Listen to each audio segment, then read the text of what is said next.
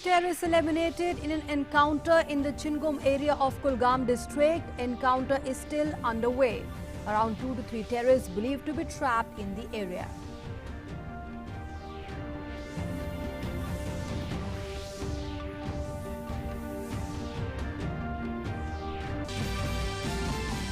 Last rites of late Union Minister Ramvilas Paswan to be performed in Patna with full state honours.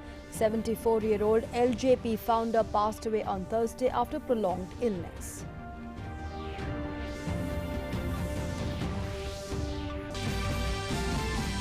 Election Commission doubles the broadcast and the telecast time for national and recognized state parties on Doordarshan and All India Radio during the Bihar Assembly elections. The decision taken in view of the ongoing COVID-19 pandemic. In COVID news, new recoveries in India exceed new cases for the third week straight. New cases showing a steady decline. The active caseload drops below 9 lakh for the first time after a month. The recovery rate goes up by 85.52%.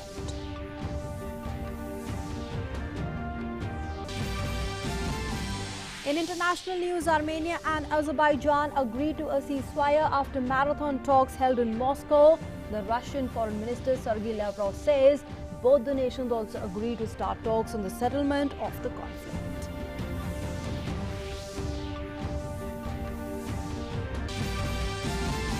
In sports news, Rafael Nadal to face Novak Djokovic in the men's final. Sofia Kenin will face Iga Swiatek in the women's singles finals today.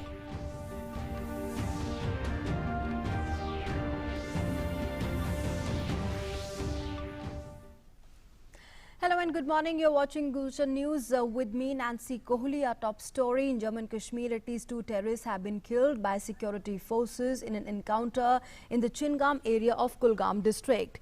The encounter broke out early this morning between the terrorists and the security forces and is still underway. Earlier on, a joint team of the police and the army had launched a cordon and search operation in the area and launched a search operation following specific information about the presence of terrorists there. As the security forces zeroed in on the hideout spot, the terrorists came under a heavy volume of fire that triggered the encounter. Around 2 to 3 terrorists are still believed to be trapped at the spot.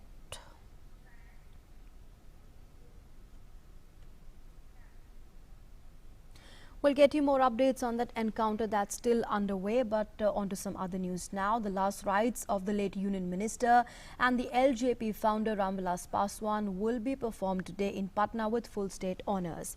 Earlier, the mortal remains of Paswan were taken from Delhi to Patna late last evening. After the Legislative Assembly building, his mortal remains were then taken to the Patna party office and placed in the party office for everyone to come and pay their tributes. Bihar Chief Minister Nitish Kumar, the Deputy Chief Minister Sushil Modi and several other leaders paid their last respects to the departed leader. The mortal remains will be brought to Paswan's family residence in Patna today. The last rites will then be performed at the banks of the Ganga in Patna.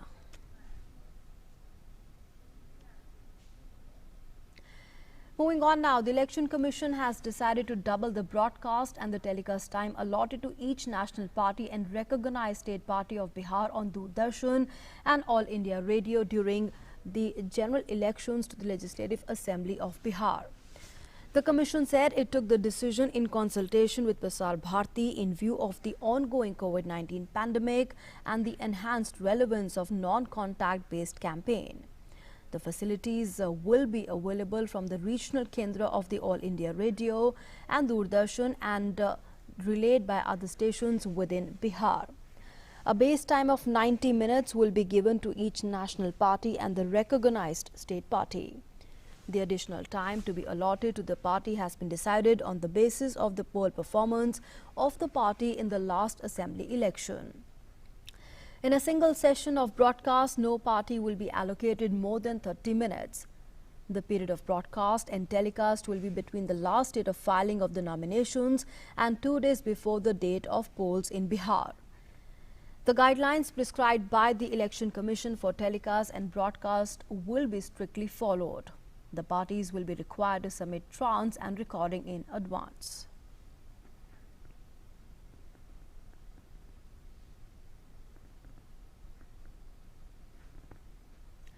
Meanwhile, the political activities have gained momentum for the first and the second phase of the Bihar Assembly elections. The nominations for the second phase began on Friday with the issuance of notification. The last date of filing of nominations for second phase is 16th of October, while the scrutiny will take place on the 17th. The last day to withdraw candidature is 19th October. The polling for the second phase will be held in 94 constituencies spread across 17 districts on 3rd November.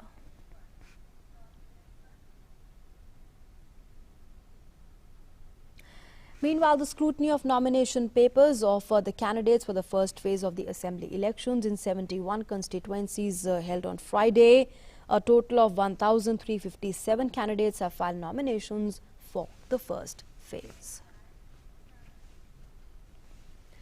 Moving on now, the Minister of State for External Affairs, V. Muralidharan, said that the non-aligned movement had the potential to take the lead in addressing the primary issues of the current times that demand global cooperation. Addressing the virtual ministerial meeting of the non-aligned movement, the minister said that terrorism and their enablers continue to spread their tentacles unabated.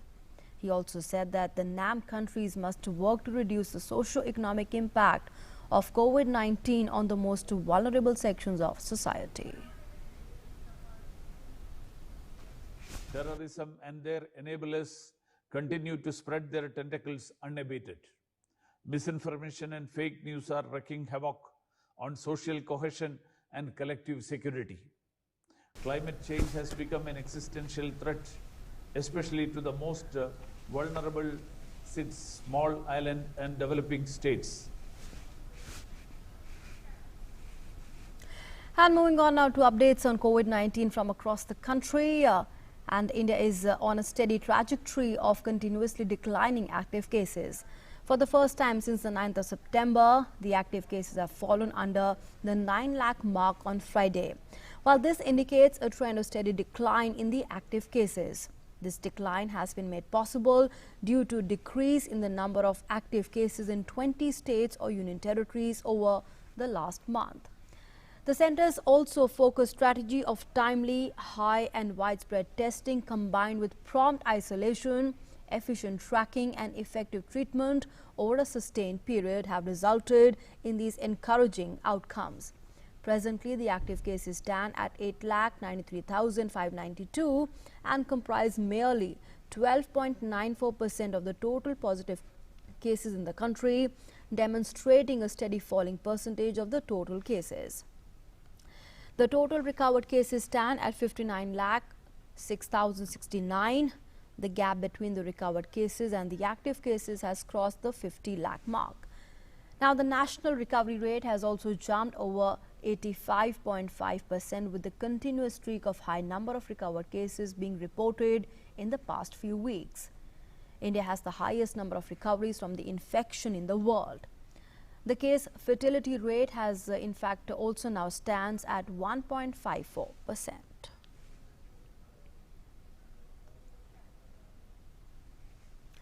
Air India will start operating additional flights from New Delhi to Sydney amid the central government's Unlock 5 phase. Air India will operate additional flights from Delhi to Sydney between 10th and 14th of October. However, limited seats would be available due to the COVID-19 restrictions enforced by the Australian authorities. The booking for these flights have already opened through the Air India website, the booking offices and the call centre. All the scheduled commercial passenger flights were suspended in India on 25th of March after the government imposed a lockdown to contain the spread of COVID-19.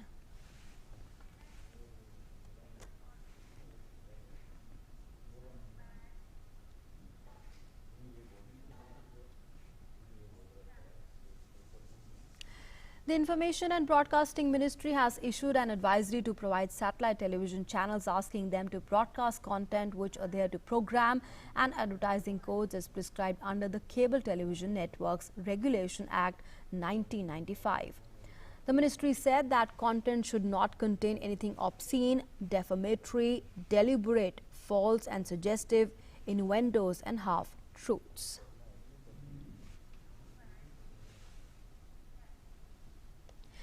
Moving on now, in a historic move set to transform the rural India and empower millions of Indians, Prime Minister Modi will launch the physical distribution of property cards under the Swamitwa scheme on the 11th of October via video conferencing. Prime Minister Modi will also interact with some of the beneficiaries during the event. The launch will enable over 1 lakh property holders to download their property cards through the SMS link delivered on their mobile phones. The property cards will be distributed to beneficiaries from 763 villages across 6 states.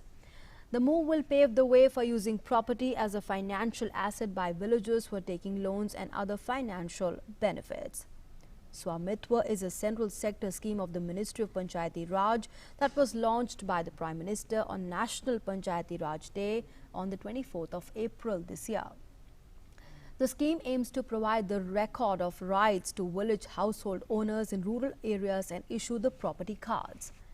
The scheme is being implemented across the country in a phased manner over a period of 4 years, that's from 2020 to 2024, and would eventually cover around 6.62 lakh villages in the country.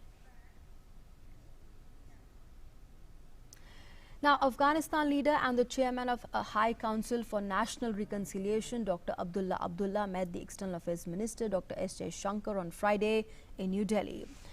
The minister assured the Afghan peace negotiator that India remained committed to peace, prosperity and stability in Afghanistan. The minister and Abdullah held extensive talks on various aspects of the ongoing peace talks between the Afghan government and the Taliban and on the bilateral cooperation as well. On his part, Abdullah said that the External Affairs Minister assured him of India's full support for peace in Afghanistan. Abdullah arrived in New Delhi on Tuesday on a 5-day visit as part of his efforts to build regional consensus and support for the Afghan peace process. Now, the visit of the influential Afghan leader to India comes in the midst of peace talks between the Afghan government and the Taliban in Doha.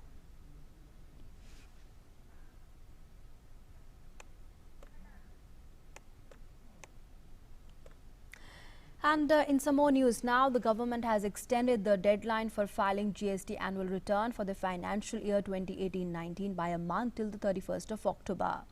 The Finance Ministry has requested all the taxpayers to avail the benefit of the extended due date and file the annual return at the earliest to avoid the last-minute rush. Furnishing of the annual return is mandatory only for taxpayers with aggregate annual turnover above 2 crore rupees, while reconciliation statement is to be furnished only by the registered persons with aggregate turnover above 5 crore rupees. The ministry has also said that the taxpayers are required to report in the annual GST return of 2018-19 only the values of transactions pertaining to that financial year. Now, 2018-19 by including the details of supplies and input tax credit pertaining to 2017-18 in the annual return for 2018-19. And moving on now to some news from around the world, Armenia and Azerbaijan have agreed to a ceasefire from midnight on 10th of October. The breakthrough came after marathon talks held between the foreign ministers of both the nations in Moscow. Both the nations also agreed on the exchange of prisoners and bodies of those killed in the conflict. Addressing the media, the Russian Foreign Minister Sergey Lavrov also said that Armenia and Azerbaijan agreed to start the talks on the settlement of the conflict.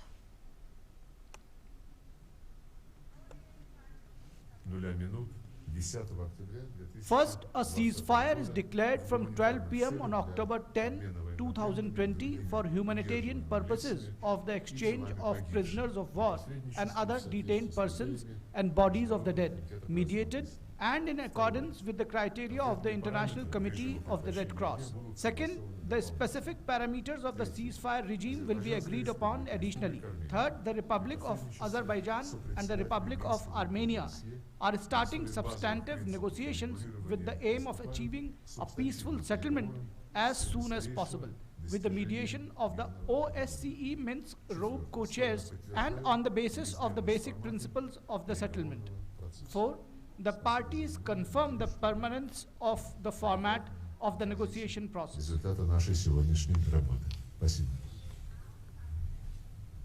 The High Commission of India in Dhaka has announced the resumption of visa services in several categories for Bangladeshi nationals. The High Commission has announced that online visa application services for medical, business, employment, entry and journalist category has been resumed, along with the online visa application process for diplomatic, official, UN official and the UN diplomatic categories. The visa application process for other categories will also resume soon. It was suspended due to the COVID-19 pandemic. Now, a large number of Bangladeshi citizens visit India for medical purposes and as students as well. Bangladesh sends the largest number of foreign tourists to India.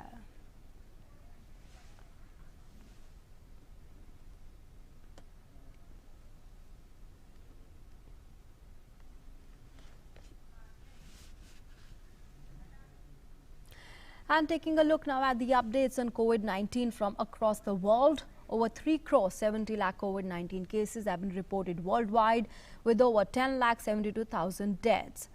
Over 2 crore 78 lakh people have recovered from the virus so far. The US still continues to top the list among the worst hit by the pandemic so far, with the highest number of infection.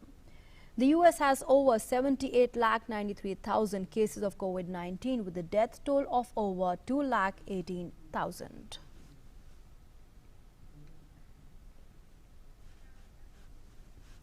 Now, the World Health Organization's top emergency experts have said that European governments must take decisive action to shut down the transmission of COVID-19, including by curbing mass gatherings to avoid more painful lockdowns. Europe surpassed 100,000 daily reported COVID-19 cases for the first time on Thursday. Countries like Russia and Britain saw no respite from the mounting number of infections every day in the past 5 days. The WHO chief has also said that China has joined the COVAX facility and welcomed the US drug company Moderna's decision not to enforce patents related to its experimental COVID-19 vaccine while the pandemic continues. The WHO has congratulated the UN World Food Programme that received the Nobel Peace Prize earlier on Friday. And Spain's socialist-led government has invoked a state of emergency to reimpose a partial lockdown for several million people in and around Madrid. The move, with immediate effect, escalated a standoff between Prime Minister Pedro Sanchez's government and the conservative-led Madrid regional chief, who calls the curbs illegal, excessive and disastrous for the economy. The government said an extra 7,000 policemen would be deployed for enforcement. The residents of Spain's capital said they were confused about the restrictions due to constant changes, and many directed their anger at politicians. Spain has reported 8,90,367 COVID-19 cases. That's the highest in Western Europe, and 32,929 deaths. Its tourism-dependent economy is set for a more than 11% contraction this year, in the worst recession since the Civil War. And pubs and bars in Glasgow and Edinburgh shut their doors at 6 in the evening on Friday as they begin a 16-day closure imposed by the devolved Scottish government to stem the spread of COVID-19. The number of COVID-19 cases in Scotland has been accelerating since mid-September, driven by infections in the Central Belt that includes the 2 biggest cities.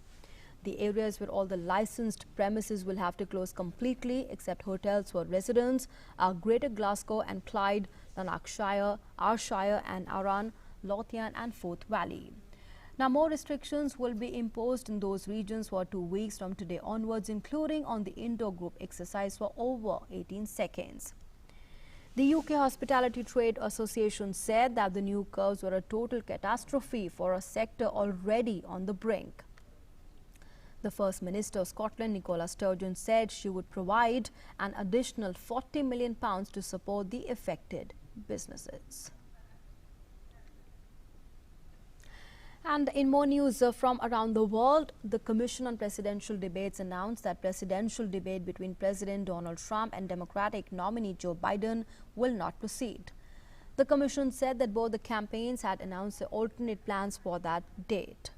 President Trump rejected plans for a virtual debate with Democratic rival Joe Biden, a format switch intended to reduce the risk of spreading COVID-19 in light of Trump's infection. The first debate between the two 2020 candidates held on 29 September before Trump disclosed that he had tested positive for COVID-19. And meanwhile, the voters in Ohio continue to join other Americans on Friday in the rush to cast ballots ahead of the 3rd November elections. Early voting numbers indicate a possible record turnout across the country for the shutdown between President Trump and Democratic challenger Joe Biden. With less than 4 weeks to go before the election day, over 6.6 million Americans have already cast their votes.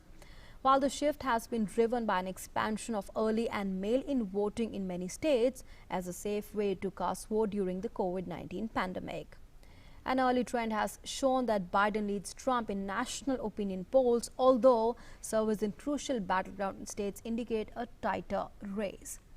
However, the numbers reported so far come from 34 states and District of Columbia. And there's more poll-related news from across the world. In Bolivia, the race is tightening between two main presidential candidates with reference to an opinion poll. Socialist candidate Luis Arce leads centrist former President Carlos Mesa by just 6 percentage points, indicating a dip in the support for the MAS political party of Bolivia's socialist former President Evo Morales. The 18th October election will be key to the direction of the landlocked country after a fraud ballot last year prompted Morales' resignation and plunged the Andean country into turmoil.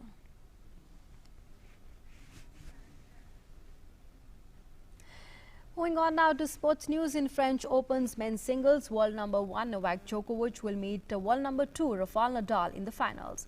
And while this will be the 56th meeting between Djokovic and Nadal. Serbian world number 1 Novak Djokovic has beaten Stefanos Tsitsipas 6-3, 6-2, 5-7, 4-6, 6-1 to reach the finals. He will now face Spain's 12-time champion Rafael Nadal, who earlier had beaten Argentina's Diego Schwartzman 6-3, 6-3, 7-6 in the first semi-final. And it will be 18th Grand Slam title for Novak or 20th for Rafael.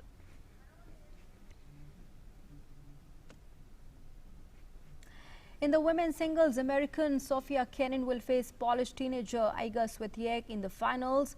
Swiatek is the first Polish woman to reach the Roland Garros final in 81 years and fighting for her first Grand Slam title, while Sofia Kenin eyes her second Grand Slam of the year. And in some other news now, World Mental Health Day is being observed today. The day provides an opportunity for all the stakeholders working on the mental health issues to talk about their work and what more needs to be done to make mental health care a reality for people worldwide.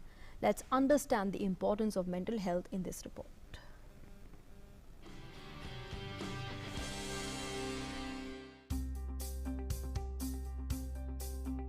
Mental health is essential to our overall well-being and also affects our work productivity. In the face of rising mental health problems in all age groups, it is important to be aware about the importance of mental health. Depression and anxiety disorders are common mental health problems that have an impact on our ability to work and to work productively. Mental health to all, greater investment, greater access. So the theme of World Mental Health Day this year has tremendous relevance in current scenario of COVID-19 pandemic.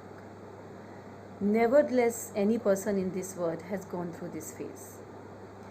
We have had to change the way we live, the way we work and study, the way we interact people in our lives. Working from home for months together. So now more than ever, greater investment in mental health is needed to ensure that everyone, everywhere has access to mental health care. World Mental Health Day is observed with the overall objective of raising awareness of mental health issues and mobilizing efforts in support of better mental health. Factors like work stress or emotional exhaustion contribute to causing a mental illness. It is important to identify the symptoms of mental illness and get timely treatment. Near about 1 billion people who are suffering from mental illnesses all over the world. There are 3 billion people who die every year because of the harmful use of alcohol.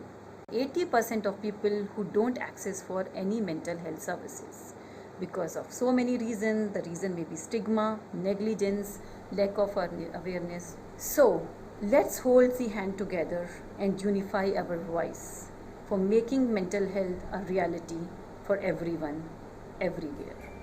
An active lifestyle, recreation and mental relaxation may help to achieve and maintain good mental health and well-being. Happiness is essential and self-care is a necessity. But to find and maintain the treasure of healthy mind, make mental health your priority.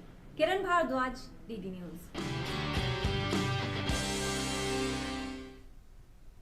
Now, India has launched a national action plan for conservation of the migratory birds. Environment Minister Prakash Javadekar has launched a national action plan for the conservation of the migratory birds. The minister also shared a video on Twitter saying, "Migratory bird is saving the wetlands and terrestrial habitats and saving of an ecosystem, benefiting communities dependent on wetlands."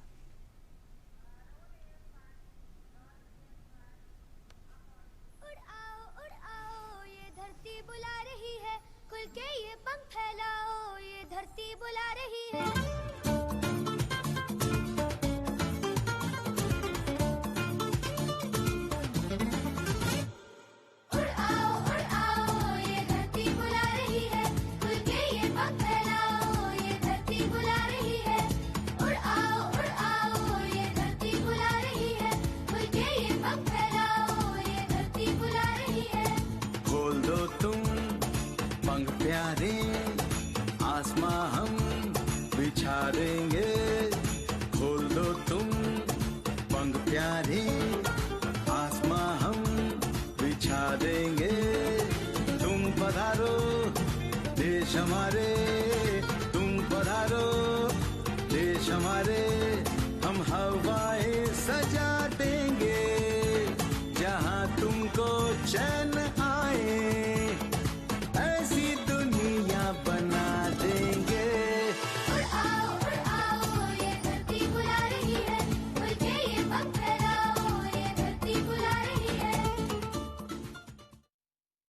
And with that, it's a wrap on this edition of the news. But news and updates will continue here on Doordarshan News and DD India. For the moment, thanks for being with us.